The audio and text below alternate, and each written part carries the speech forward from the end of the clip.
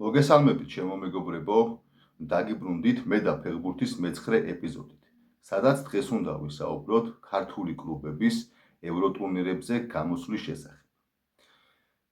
სამწუხაროდ, მესამე ეტაპისთვის მხოლოდ და მხოლოდ ერთი ქართული კლუბიღა შემოგრჩა ევროტურნირებზე და ეს არის იბერია. იბერიაზე ცოტა მოგვიანებით ვისაუბრებ და მანამდე დავიწყოთ გორის დილათი. გორის დილამ კონფერენს ლიგის მეორე საკვალიფიკაციო ეტაპზე წააგო და გამოეთიშა და დაასრულა ასპარეზობა კვიპროსის აპოლონთან მატჩით.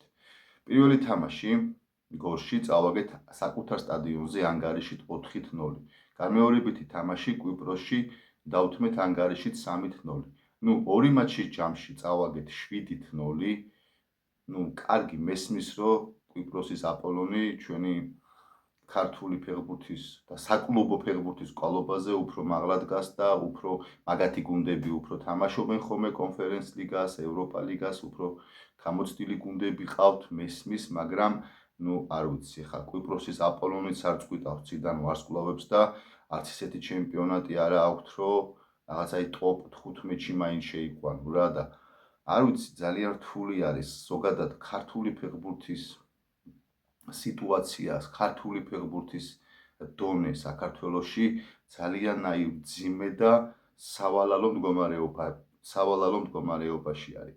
რადგან კვიპროსის აპოლონი რო ორი მატჩის ჯამში 7-0 გიგებს, ისე რომ რომელი გოლის გატანაზეა საუბარი პირწმინდად აგებ, ძალიან მწკერზე ვართ სამწუხაროდ დღესდღეობით და უკვე ქართველი გულშემატკივრები მივეჩვიეთ უკვე იმ რუტინას და იმას, რომ მაქსიმუმ ერთი ეტაპი გავიაროთ, მაქსიმუმ ორი, მაგრამ მესამე ეტაპზე კვიპროსის დონის ჩემპიონატიდან რომელიღაცა გუნდი ან აზერბაიჯანის დონის ჩემპიონატიდან რომელიღაცა გუნდი ადგება და პირდაპირ გაგებით, კი არ მოგვიგებს, გაგვანადგურებს. სამწუხარო კიდევ ის არის, რომ ამ სამი ქართული კლუბიდან, რომელიც გამოეთიშა უკვე ევროსარბიელს ამ ეტაპისთვის, სამივე კლუბმა წააგო გამანადგურებლად უშანსოდ. არც ერთ კლუბს, არც დინამო თბილისს, არც ტორპედოს და არც გორის დილას არ წაუგია ბრძოლაში. თუნდაც 1-2 ბურთის სხვაობით ან რაღაც ეგეთი, ბრძოლაში არ წაუგია სამწუხაროდ რა. გამანადგურებელი ანგარიშებით წააგო სამივე კლუბმა. რაც კიდე ცალკე ყურაცაღები არის, რომ ესე მართლა სან მარინოს ჩემპიონატის დონემდე დავედით, რომ კვიპროსული გუნდები და ლიეტუვური გუნდები ესე პირდაპირ გაგებით გვასაზიზღრებენ. რაც შეეხება გადავიდეთ ეხლა თბილისის დინამოზე.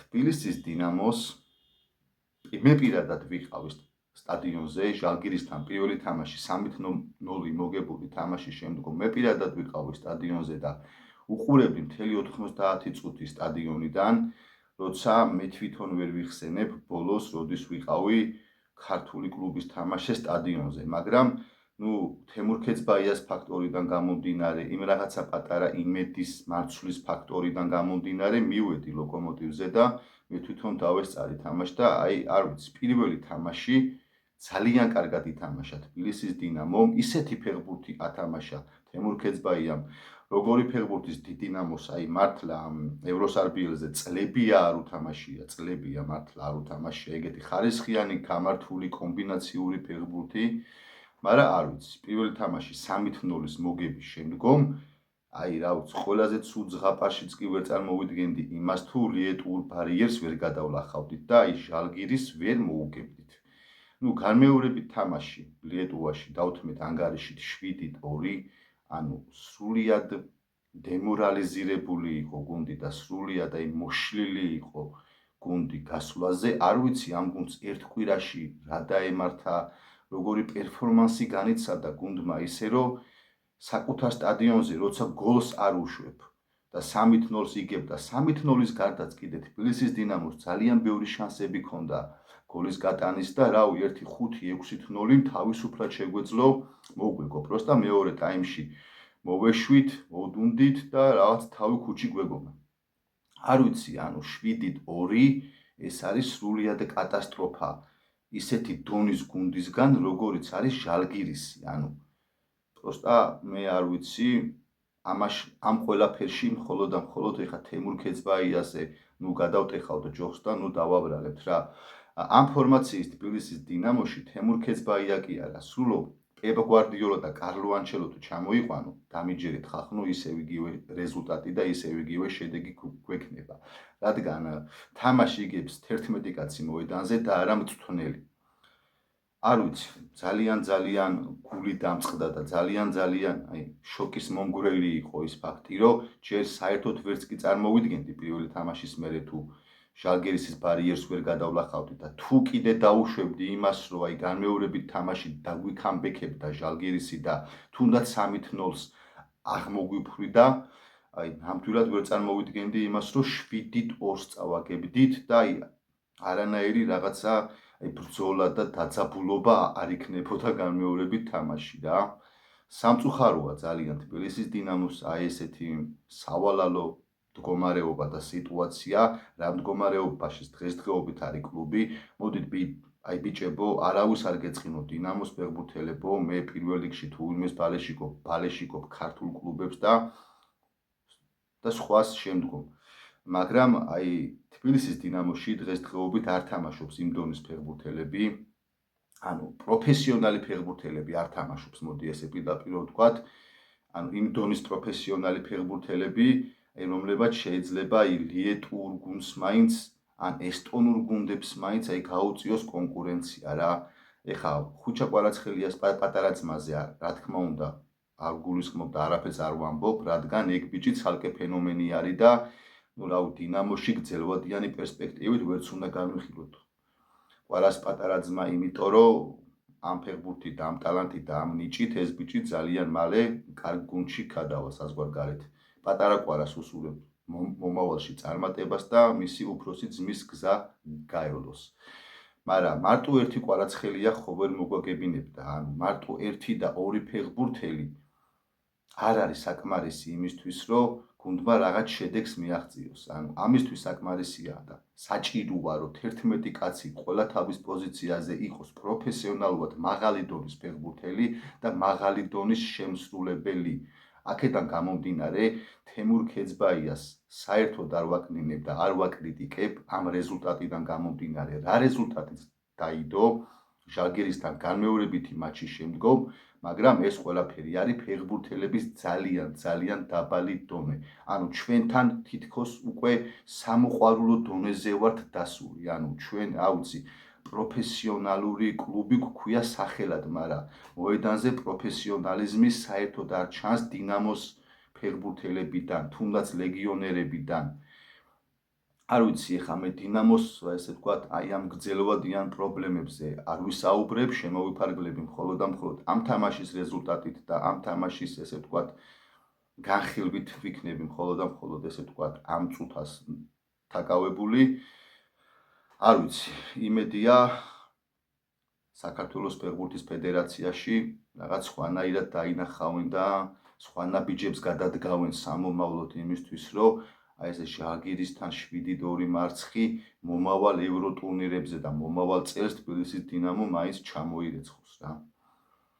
მხოლოდ ეხა რაც შეეხება ნუ ქუთაისის ტორპედოს, ეხა ქუთაისის ტორპედოზე წინაზე ვისაუბრეთ უკვე და ანუ ბევრს არაფერს არ ვიტყვი. აზერბაიჯანულ ზირასთან რო წავაგეთ 3-0, ორივე თამაში სახლის თამაშის და გასვლითი თამაშიც ჯამში 6-0.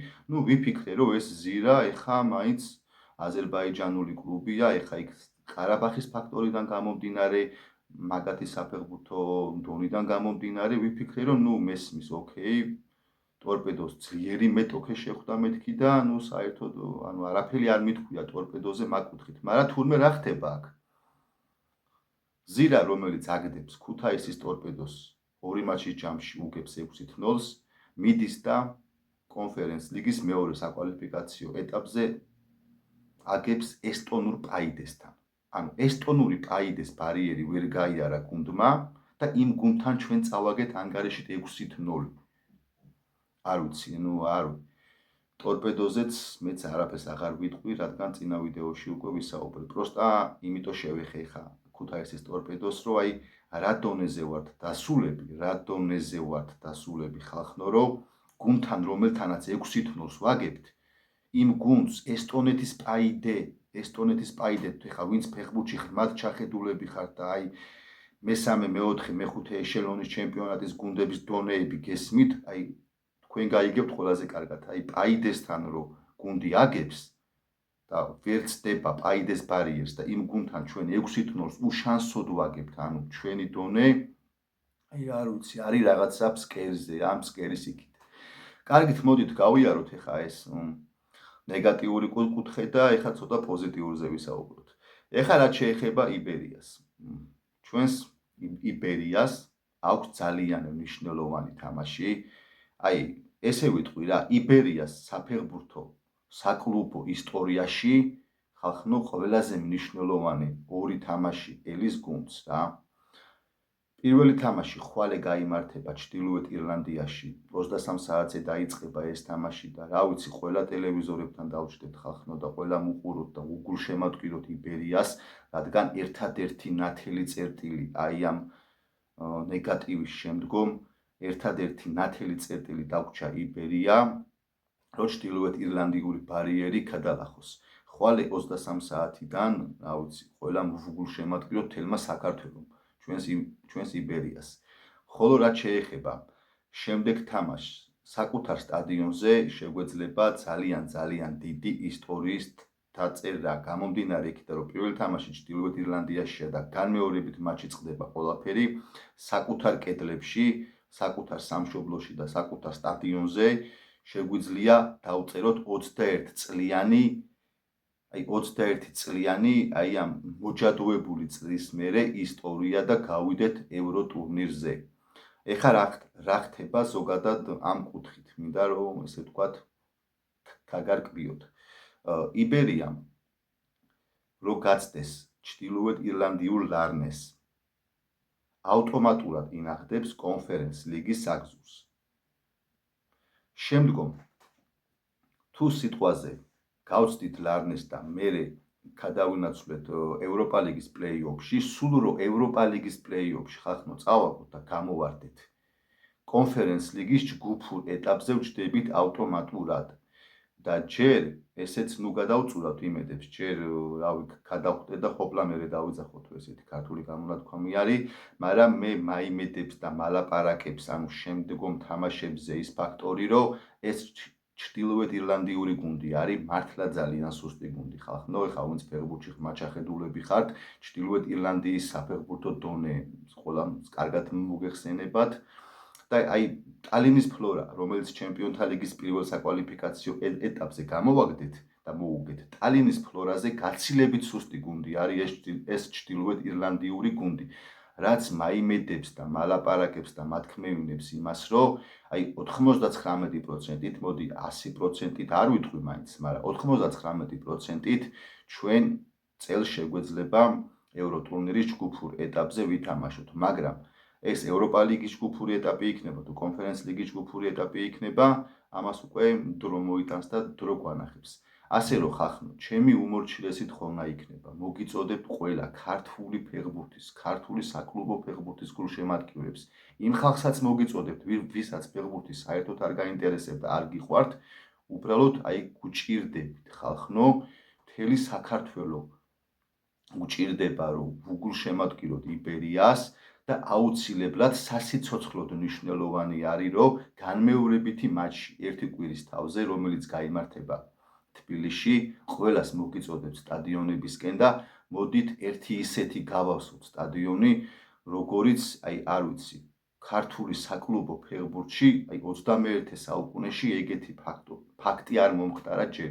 მოდით ყველამ გავავსოთ სტადიონები თბილისის მატჩი ჩრდილოეთ ირლანდიურ ლარნესთან, მივცეთ ბიჭებს სტიმული და დავანახოთ ის, რომ მთელი საქართველო თქვენ იმედზე ვართ, რომ რადგან აი კიდევ ვიმეორებ 2004-2005 წლების მერე ქართულ კლუბს ევროტურნირზე არ უთამაშია. დღეისათვის სულ ეს იყო ჩემო მეგობრებო, ჩვენ შევხვდებით მომავალ ვიდეოში, კარგად ბრძანებოდეთ ნახვამდის.